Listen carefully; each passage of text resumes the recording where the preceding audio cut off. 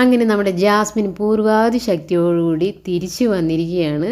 ശരിക്കും സത്യം പറയട്ടെ, ഭൂരിഭാഗം പേരുടെ ഒരു ആഗ്രഹം ജാസ്മിൻ ഒറ്റയ്ക്ക് നിന്ന് കളിച്ച് നല്ല രീതിയിൽ വിൻ ചെയ്ത് വരണമെന്നൊക്കെയാണ് ഭൂരിഭാഗം പേരുടെയൊക്കെ ഒരു ആഗ്രഹം. പക്ഷെ അത് അത്ര ഒരു എളുപ്പമാണെന്ന് തോന്നുന്നില്ല. കാരണം വെച്ചാൽ അത് ഓരോ ദിവസം ജാസ്മിൻ തെളിയിച്ചുകൊണ്ടിരിക്കുകയാണ്.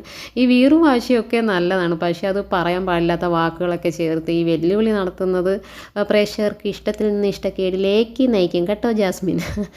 ഈ ഗബ്രി പോയതിന് ശേഷം ആ ഒരു സ്വഭാവത്തിലൊക്കെ കുറച്ച് മാറ്റമൊക്കെ വരുമെന്ന് കരുതി. പക്ഷേ ഒരു പൊടിക്ക് പോലും നമ്മുടെ ജാസ്മിൻ അത് താഴേക്ക് ഒന്ന് ക്ഷമ കാണിക്കാൻ വേണ്ടിയിട്ട് തയ്യാറല്ല എന്നുള്ളൊരു രീതിയൊക്കെ നമുക്ക് പ്രേക്ഷകർക്ക് തോന്നി.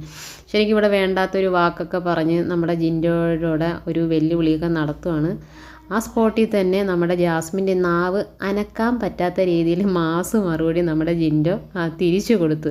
അതായത് ജിൻഡോ പറഞ്ഞത്, നീ ഒറ്റ ഒരുത്തി കാരണമാണ് ഗബ്രി ഈ ഒരു ഇതിനകത്തുനിന്ന് പിന്നെ ഇത് ഔട്ടാവാൻ കാരണം.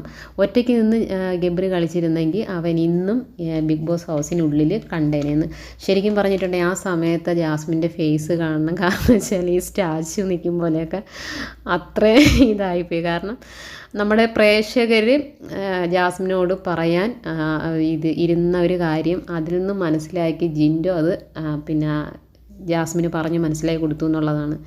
ശരിക്കും ജാസ്മിൻ നല്ലൊരു ഗെയിമറാണ്.